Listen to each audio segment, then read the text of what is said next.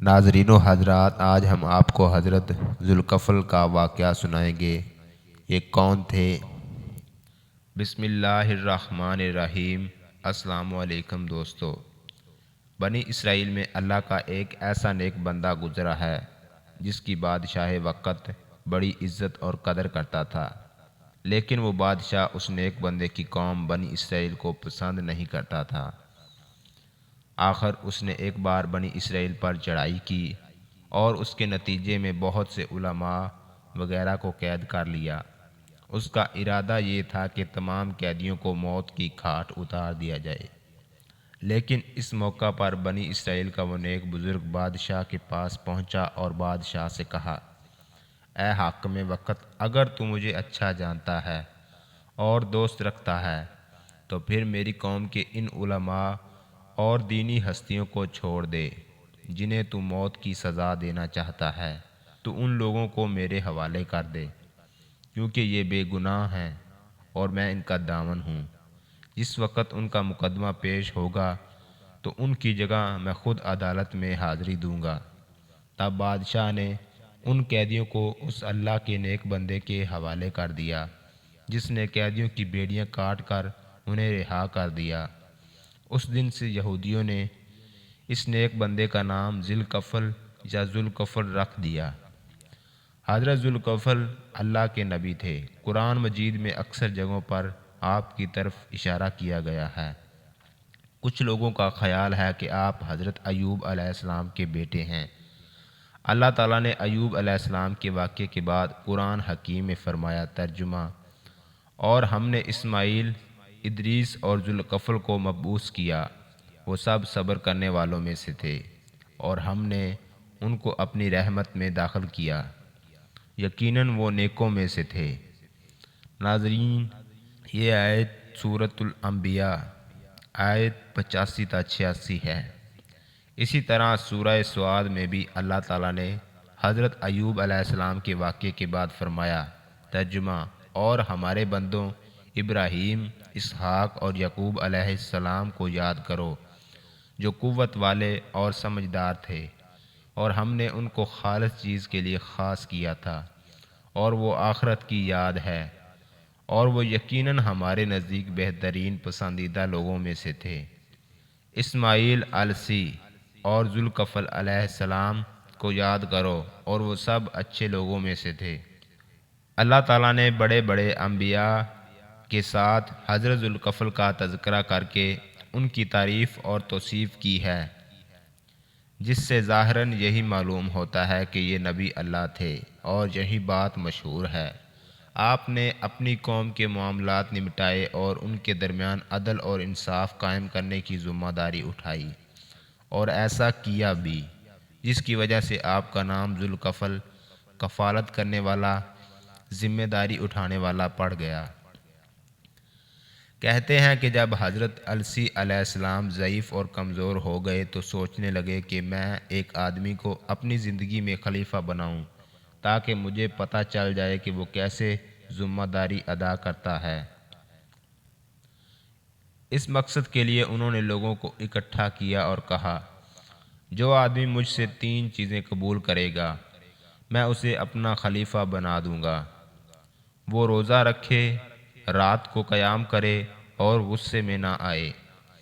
مجمع میں سے ایک آدمی کھڑا ہوا جس کو لوگوں کی نگاہیں حقیر سمجھ رہی تھیں۔ اس نے کہا کہ میں حاضر ہوں۔ آپ نے فرمایا کہ کیا تو دن کو روزہ رکھتا ہے، رات کو قیام کرتا ہے اور کسی پر ناراض نہیں ہوتا؟ اس آدمی نے کہا۔ اس دن آپ نے اس کو واپس بھیج دیا۔ اگلے دن آپ نے پھر وہی سوال کیا تو سب لوگ خاموش رہے، صرف وہی شخص کھڑا ہوا اور کہنے لگا کہ میں حاضر ہوں۔ چنانچہ آپ نے اسے خلیفہ نامزد کر دیا۔ اس شخص کا نام حضرت ذوالکفل تھا۔ کہتے ہیں کہ ایک دن ابلیس نے اپنے کارندوں کو کہا کہ فلاں شخص کو گمراہ کرنے کے لیے اس کے پیچھے لگو، لیکن کارندے اس شخص کو گمراہ کرنے میں ناکام رہے۔ تب ابلیس نے ان سے کہا کہ تم چھوڑو، میں یہ کام خود کرتا ہوں۔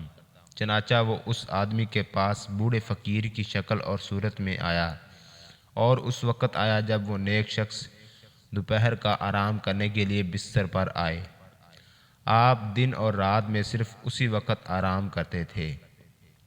ابلیس نے دروازے پر دستک دی۔ آپ نے پوچھا کون ہے؟ ابلیس کہنے لگا میں بوڑھا مظلوم ہوں۔ آپ اٹھے اور دروازہ کھولا تو وہ بوڑھا ابلیس اپنا واقعہ بیان کرنے لگا۔ اس نے کہا میرے اور میری قوم کے درمیان جھگڑا ہوا ہے، انہوں نے مجھ پر ظلم کیا ہے اور یوں کیا ہے۔ ابلیس اپنی بات لمبی کرتا چلا گیا حتیٰ کہ شام کا وقت ہو گیا اور آرام کا وقت گزر گیا۔ آپ نے اس سے فرمایا میں شام کو بیٹھوں گا اور آپ کو آپ کا حق دلاؤں گا۔ اس کے بعد بوڑھا ابلیس چلا گیا۔ آپ مجلس میں گئے تو اس بوڑھے کو دیکھتے رہے لیکن وہ نظر نہ آیا۔ اگلے دن صبح آپ مجلس میں بیٹھے لوگوں کے درمیان فیصلے کرتے رہے اور اس بوڑھے کا انتظار کیا لیکن وہ صبح بھی وہاں نہ آیا۔ جب عین دوپہر کے آرام کا وقت ہوا اور آپ آرام کرنے کمرے میں آئے تو ابلیس بوڑھے کی شکل میں آیا اور دروازے پر دستک دی۔ آپ نے پوچھا کون ہے؟ اس نے کہا میں بوڑھا مظلوم ہوں۔ آپ نے دروازہ کھول دیا اور اس سے کہا کیا میں نے تجھے کہا نہیں تھا کہ میں مجلس میں بیٹھوں گا، تو وہاں آنا؟ بوڑھے نے کہا وہ میری قوم بہت گندے لوگ ہیں۔ جب ان کو پتہ چلا کہ آپ نے مجلس میں فیصلے کے لیے بیٹھنا ہے تو انہوں نے کہا کہ ہم آپ کو آپ کا حق دیتے ہیں۔ جب آپ مجلس میں چلے گئے تو انہوں نے پھر انکار کر دیا۔ آپ نے بوڑھے سے فرمایا جب شام ہو تو میرے پاس مجلس میں آ جانا۔ اسی طرح دوسرے دن بھی دوپہر کے آرام کا وقت جاتا رہا اور آپ آرام نہ کر سکے۔ آپ شام کو مجلس میں گئے اور بوڑھے کا انتظار کرتے رہے لیکن وہ نہ آیا۔ اب آپ پر نیند غالب آ رہی تھی کیونکہ آپ نے 2 دن سے آرام نہیں کیا تھا۔ آپ نے اپنے اہل خانہ سے کہا دروازے کے قریب کسی کو نہ آنے دینا تاکہ میں آرام کر سکوں کیونکہ نیند ستا رہی ہے۔ لیکن ابلیس بوڑھے کی شکل میں پھر آ گیا۔ دربان نے اس سے کہا پیچھے ہو جاؤ۔ بوڑھے نے کہا کہ میں کل آیا تھا اور میں نے اپنے معاملے کا ذکر کیا تھا۔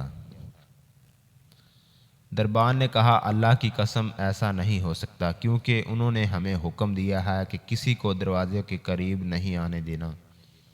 جب بوڑھا اس طرف سے عاجز آ گیا تو اس نے گھر کی چھوٹی کھڑکی دیکھی اور اس کھڑکی سے اندر گیا اور اس نے اندر کے دروازے پر دستک دی۔ آپ بیدار ہوئے اور آپ نے دربان سے کہا کہ میں نے تمہیں حکم نہیں دیا تھا کہ کوئی شخص اندر نہ آئے؟ دربان نے کہا جناب یہ میری جانب سے داخل نہیں ہوا، آپ جائزہ لے لیں کہ یہ کہاں سے اندر آیا ہے۔ آپ کھڑے ہوئے اور دیکھا کہ دروازہ تو اسی طرح بند ہے جیسے انہوں نے بند کیا تھا، لیکن بوڑھا آدمی پھر بھی گھر میں موجود ہے۔ آپ سمجھ گئے۔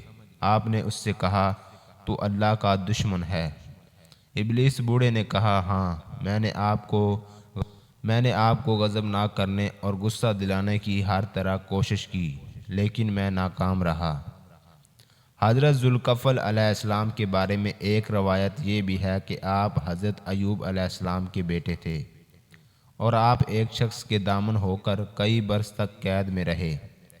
آپ کے مقام، وفات اور دور کے بارے میں کتب میں زیادہ تفصیلات موجود نہیں ہیں۔